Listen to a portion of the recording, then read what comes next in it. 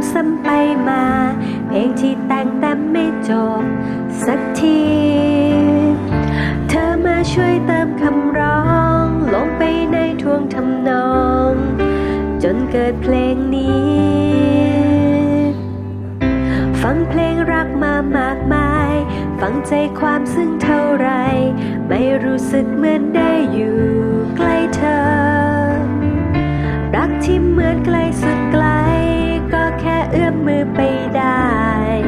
รออยู่เสมอไม่พูดอะไรก็เข้าใจกันทุกคำไม่เคยต้องถามก็ตอบมาได้ตรงใจไม่ต้องเรียกร้องก็ได้รับกับสิ่งที่ดีมากมายเข้าใจเมื่อได้รักเธอ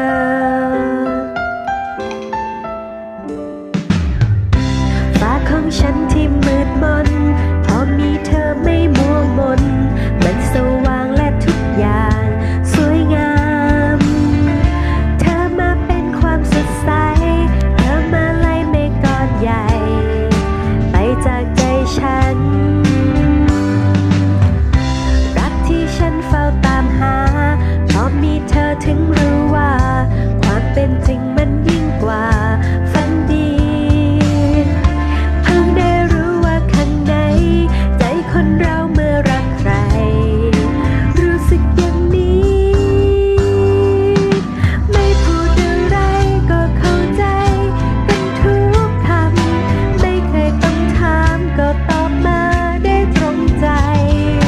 ไม่ต้องเรียกร้องก็ได้รับกับสิ่งที่ดีมากมายเข้าใจเมื่อได้รักเธอ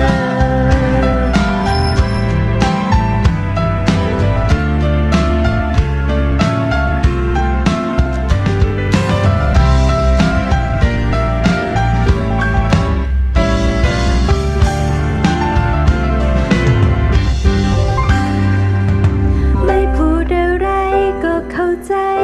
กันทุกคำไม่เคยต้องถามก็ตอบมาได้ตรงใจไม่ต้องเรียกร้องก็ได้รับกับสิ่งที่ดีมากมายเข้าใจเมื่อได้รักเธอ